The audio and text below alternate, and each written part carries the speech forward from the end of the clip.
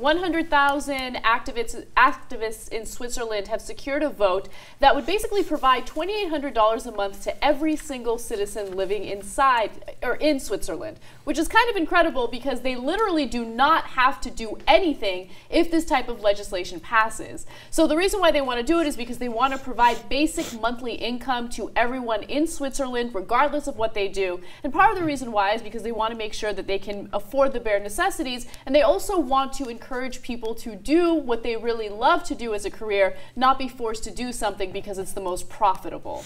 So that is obviously very different from what we're experiencing here in the United States, where we have one party that is fighting aggressively to get rid of the welfare programs and social programs, and then one party that is kind of trying to maintain them. So I wanted to get everyone else's thoughts because I feel like this is something that we might even disagree on a little bit. Yeah, you know, I'm curious what you guys think. And in fact, I'm getting ready to drop it. So Jesus, think about it. I'm against it. Wow. Okay. Okay. Drop it.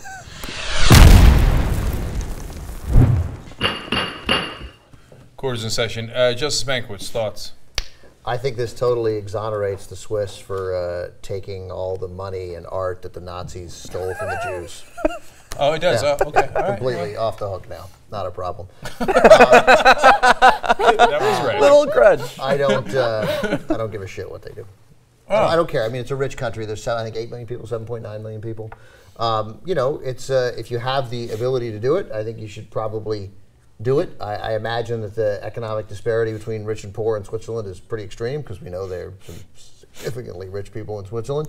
But you know, what is interesting is that I know their immigration laws there are tight, and they better be tight because if you're giving $2,800 to every citizen, there are going to be some people in Holland who are like, hey, we can go to Switzerland. Yeah, and perhaps some countries outside of Holland as well. Yeah.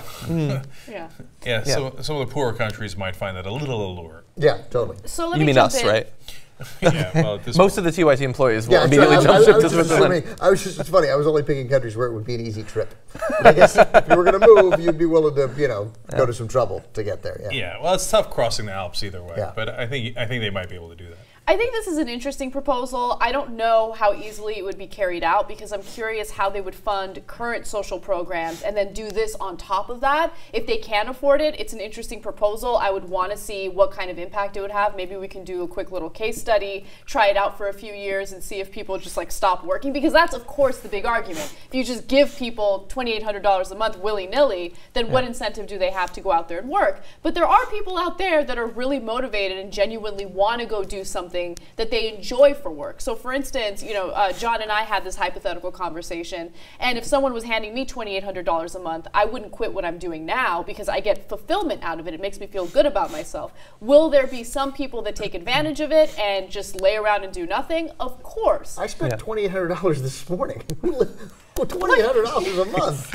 It's like nothing. What are you doing? No, it's not going to keep for you. some of us, that's a lot of money, actually. Yeah. So I'm leaning towards opposition to it in our context. If they want to do it there, it's perfectly fine. It's a totally different context, racially, historically, demographically, in terms of their money and everything. And we should also point out that another thing that apparently they got enough signatures for is a cap on CEO pay. It couldn't be 12. It could only be up to 12 times more, which I would love something like that here. They give everybody health care too, and and you pay more if you can afford more for that privilege. So I mean, they have I don't know the full details of the Swiss tax system, but it feels fair. Yeah, and I guess I've always hated it when somebody will bring, like a Republican usually in the United States, will bring up like food stamps or welfare and say, well, look, now they're just going to soak in the government money and they're not going to work. And it feels to me like growing up relatively poor, like a few people might, but that does not indict the entire system. And it's crazy to think that many people would be willing to live on $150 a week or something like that. So I do hate that, but apparently there is a dollar value that I think would disrupt the motivation to work, and apparently it's somewhere around $2,800. Because I do think that it wouldn't stop me from working. I would continue to work, but I do think that $2,800 for some people, that would disincentivize working. Yeah, so look, to clarify, it's a good point made by Anna, I think, that I would love for Switzerland to try it. That'd be a great little experiment, right? A little case study. Right, as a neutral observer, right? But ironic. But if I lived in Switzerland, I would definitely vote no. I mean, look, I love your healthcare system. I love that your general welfare is good and you help people who need the help. I think that's terrific. But I think 2,800, like just giving people money, I don't see the point in it. And the whole idea, and like it's so funny, like in America, we're so right wing. The idea of like helping people so that they could pursue their art career.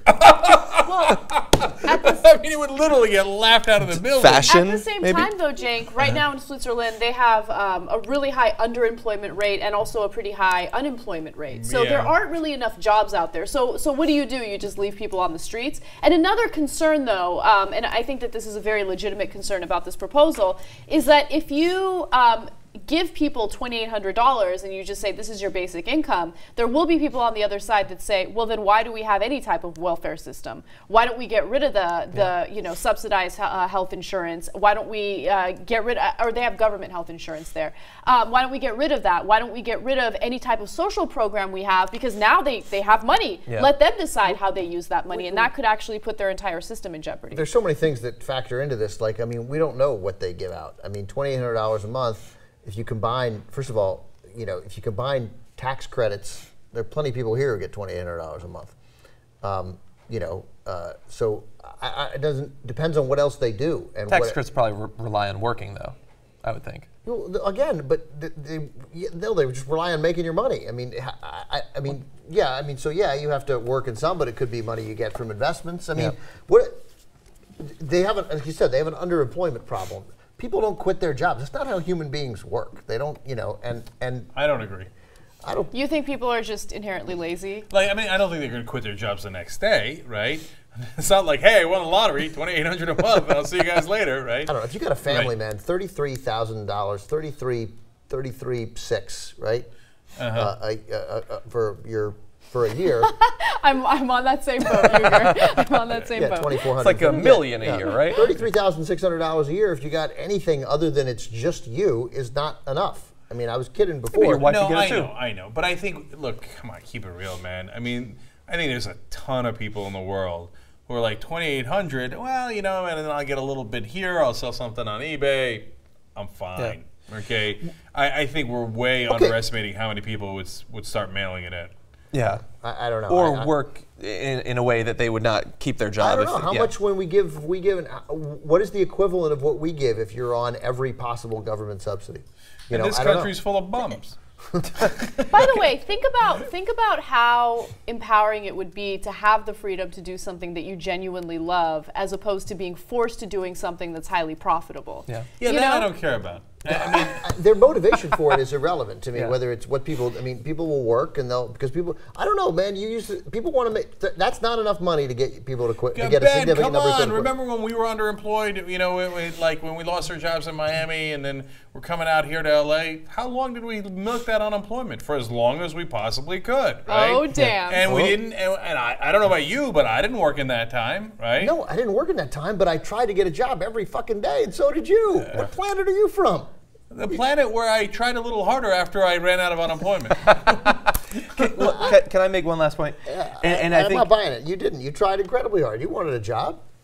I wanted a job. Yeah, I know. But once the checks stopped running out, I was like, yeah. You wanted it more? I was like, yeah, I got to go to LA. I was trying in New York. There wasn't any jobs in New York. I was like, I really need a job. Yeah. So I came out to LA. So I'm keeping it real. So you were actually hesitant to come out to LA? Yeah, it's just uprooting my life. I had never lived in LA, and look, let me describe. Like so this makes me look really great. So we were in Miami. I'm a grown ass man. I'm 30 years old at that time. The owner of the company sells the whole TV station, right? So we're out of a job, normal, and then Ben went to LA. I went up to New York. But my parents have a house in New Jersey, so I was in New Jersey, kind of trying to get a writing job, TV writing job, which is what I was at the time in New York. And I'm living with my parents, and I'm getting my unemployment check. I was fine. Ironically, like your story just made me realize I have time. Like I'm 27, you were 30. You were almost rock bottom. So I have time. He considered buying Crocodile.